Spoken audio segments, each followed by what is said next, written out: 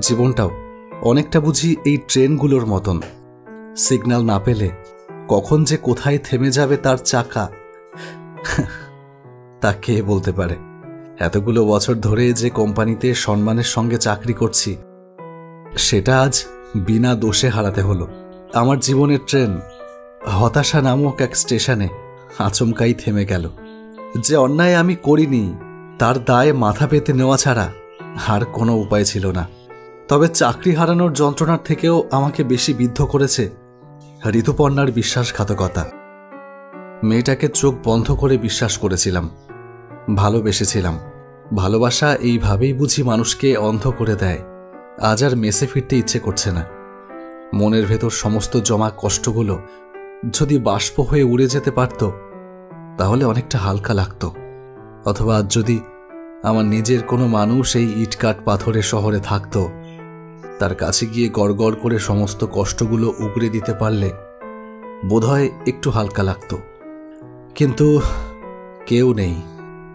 তাই তোমাদেরই বলে যাই সেই গল্প, কারণ তোমরাই আমার সব থেকে আপন, সব থেকে কাছের। আজ থেকে 5 বছর আগের এক সকালে। মিস্টার আদিত্য চক্রবর্তী। হ্যাঁ, আমি।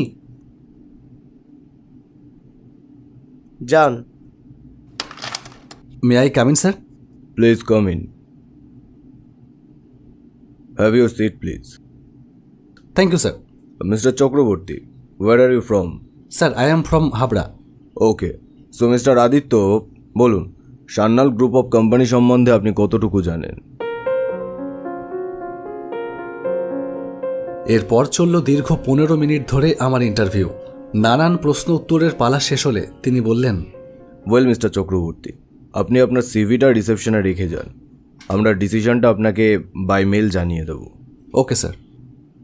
এ ছিল আমার তখনকার প্রতিদিনের রুটিন। রোজ সকালবেলা বাড়ি থেকে বেরিয়ে কলকাতা ছুটতাম চাকরির আশায়। ভেবেছিলাম নামি ইনস্টিটিউট থেকে ITI করেছি, সার্টিফিকেটের জোরে চাকরিটা খুব সহজেই পেয়ে যাব। কিন্তু বাস্তবটা ছিল তার সম্পূর্ণ আলাদা।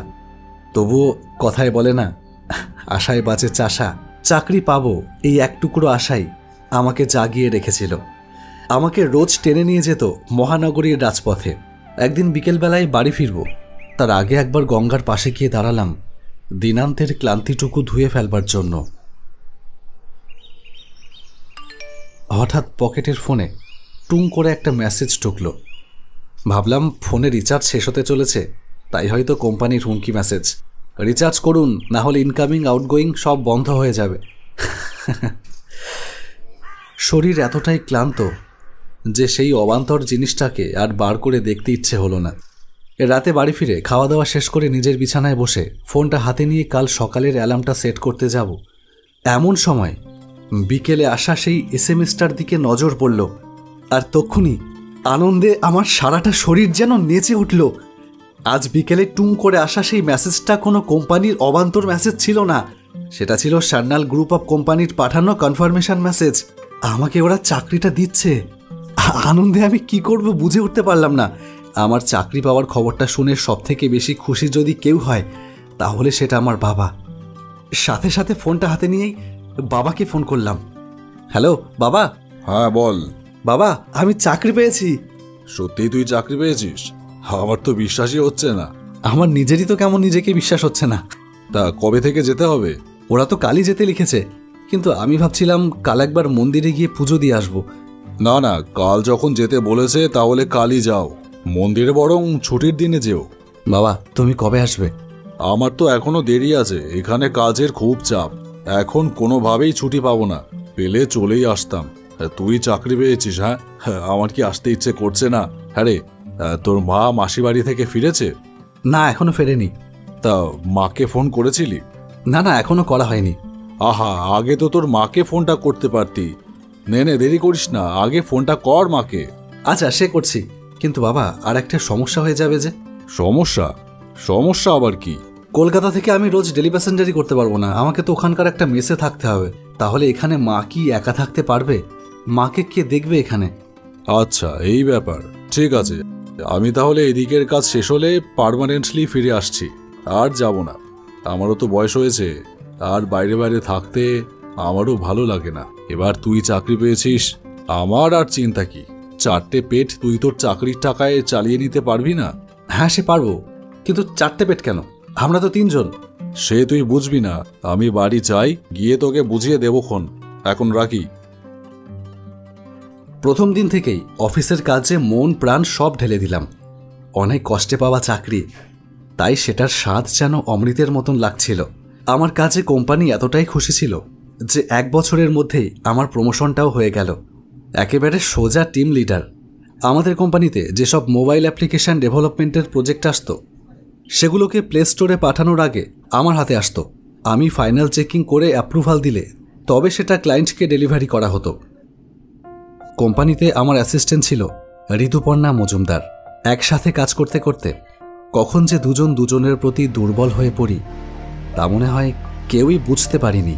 আগামী বৈশাখে আমাদের 4 হাত এক হবার কথা ছিল, কিন্তু বৈশাখ আসার আগেই আমার জীবনে নেমে এলো কাল বৈশাখী। কোম্পানিতে আমার প্রতিদ্বন্দ্বী ছিল ঋদ্ধিমান সান্যাল। সেদিন ম্যানেজার আমাকে আর ঋদ্ধিমানকে তার কেবিনে ডেকে পাঠালেন। দুজনেই গেলাম তার কেবিনে। ম্যানেজার বললেন, শুনুন, আপনারা দুজনেই আমাদের কোম্পানির হাই প্রোডাক্টিভ টিম লিডার, তাই আপনাদের দুজনকেই কথাটা একসাথে বলতে চাই। আমাদের কোম্পানি সেন গ্রুপের প্রজেক্টটা পেয়েছে। আগামী সপ্তাহে তার ফাইনাল এগ্রিমেন্ট সাইন হবে। 2 কোটি টাকার প্রজেক্ট, কিন্তু সেন গ্রুপকে আমাদের ডিজাইনটা আগামী 2 দিনের মধ্যে পাঠাতে হবে। সেটা অ্যাপ্রুভ হলে তবেই কিন্তু সেন গ্রুপ এগ্রিমেন্টে সাইন করবে। সেই জন্য আপনাদের দুজনকে ডাকা।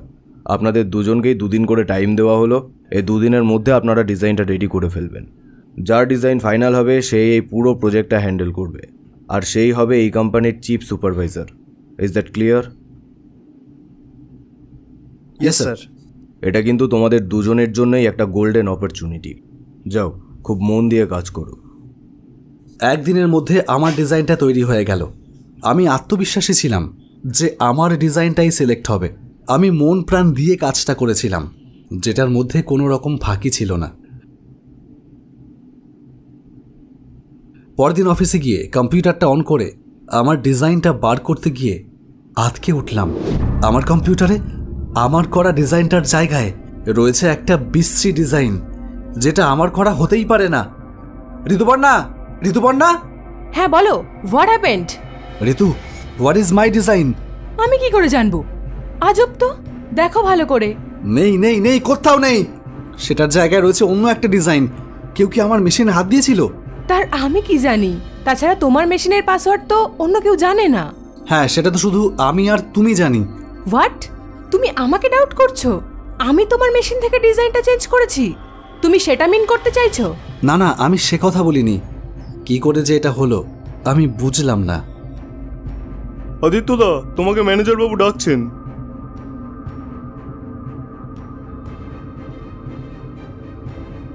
স্যার, আমাকে ডেকেছেন?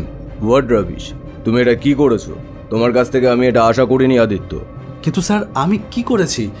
কি করেছো? 3 ই-কমার্স ওয়েবসাইট যেগুলো তুমি হোস্ট করতে, সেগুলো তো আর এক্সিস্টই করছে না। ক্লায়েন্ট ফোন করে আমার মাথা ছিঁড়ে খাচ্ছে। বলতে পারো আমি কি জবাব দেবো? তুমি নিজে ইন্ডিভিজুয়ালি কাজ করছো সেটা ভালো কথা, কিন্তু তাই বলে যে কোম্পানিতে এতদিন ধরে কাজ করছো সেই কোম্পানির সাথে বিশ্বাসঘাতকতা করবে? এটা আমি অন্তত তোমার কাছ থেকে এক্সপেক্ট করিনি। You are fired. The company don't need you anymore. Office থেকে বেরিয়ে রাস্তা দিয়ে সোজা হেঁটে যাচ্ছি। মাথায় আকাশ ভেঙে পড়েছে। কেন এমনটা হলো? ভাগ্যের এ কি পরিহাস! লজ্জায় ঋতুপর্ণার সাথেও দেখা করে আসিনি। কাল থেকেও হয়তো ঋদ্ধিমানকে অ্যাসিস্ট করবে। আমাদের সম্পর্কটাও কি অক্ষুণ্ণ থাকবে? ঋতুপর্ণার আজকের ব্যবহার, ওর ঔদাসীন্য আমার একটুও ভালো লাগেনি। সত্যি বলতে ঋতুকে আমি ভালোবাসি, তাই ওকে আমার সন্দেহ করতে ইচ্ছে করছে না। কিন্তু চোখের ওপর থেকে ভালোবাসার পর্দাটা সরিয়ে নিরপেক্ষভাবে ভেবে দেখলে সমস্ত সন্দেহ কিন্তু ঋতুপর্ণার দিকেই যায়। কারণ ও ছাড়া আমার কম্পিউটারের পাসওয়ার্ড আর কেউ জানে না। তাহলে কি ঋতুপর্ণা আমার সাথে বিশ্বাসঘাতকতা করল? আমার বিশ্বাসের এই প্রতিদান দিল সে? হাঁটতে হাঁটতে স্টেশনে এসে বসে পড়লাম। তোমাদের এইটুকু গল্প বলার ফাঁকে 2টো ট্রেন চলে গেছে। 3 নম্বর ট্রেন লেট। সেটা আসতে এখনও 1 ঘন্টা 15 মিনিট বাকি। আমি আশা করেছিলাম এইটুকু সময়ে ঋতুপর্ণা আমাকে অন্তত একবার ফোন করবে, কিন্তু না, আমার ধারণাই ঠিক। অনেকক্ষণ বসে থেকে কেমন একটা অস্বস্তি হচ্ছে। হাতে 1 ঘন্টা সময় আছে যখন, ভাবলাম একটু হেঁটেই আসি বরং।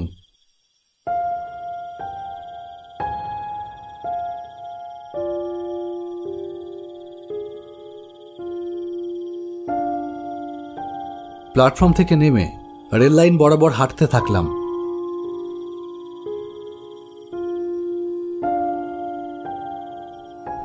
অনেকটা দূর চলে এলাম হাঁটতে হাঁটতে। এখানে রেল লাইনের দুপারে কোনো জনবসতি নেই। হঠাৎ দেখলাম দূরে অন্ধকারের ভেতর লাইনের ওপরে একটা নারী মূর্তি দাঁড়িয়ে আছে। চমকে গিয়ে থমকে দাঁড়িয়ে পড়লাম। এত রাতে কোনো মেয়ে রেল লাইনের ওপর থাকবে কেন? নিশ্চয়ই কোনো গন্ডগোল আছে। জোর পায়ে হেঁটে গেলাম তার কাছে। কাছাকাছি আসতেই আমি সেই নারী মূর্তিকে চিনতে পারলাম। এ আবার কোন নাটক? আমি চেঁচিয়ে বললাম, কি ব্যাপার, তুমি এত রাতে এখানে কি করছো? আমি অন্যায় করেছি আদিত্য, আমি জানি এ অন্যায়ের কোনো ক্ষমা নেই। দেখো, যা হবার তা হয়ে গেছে। এবার তুমি আমার 2টো প্রশ্নের উত্তর দাও। বলো, তুমি কি জানতে চাও? আমার কম্পিউটার থেকে ডিজাইনটা তুমি সরিয়েছিলে। হ্যাঁ, আমি সরিয়েছিলাম। কিন্তু কেন? সেটাতে তোমার কি লাভ হলো?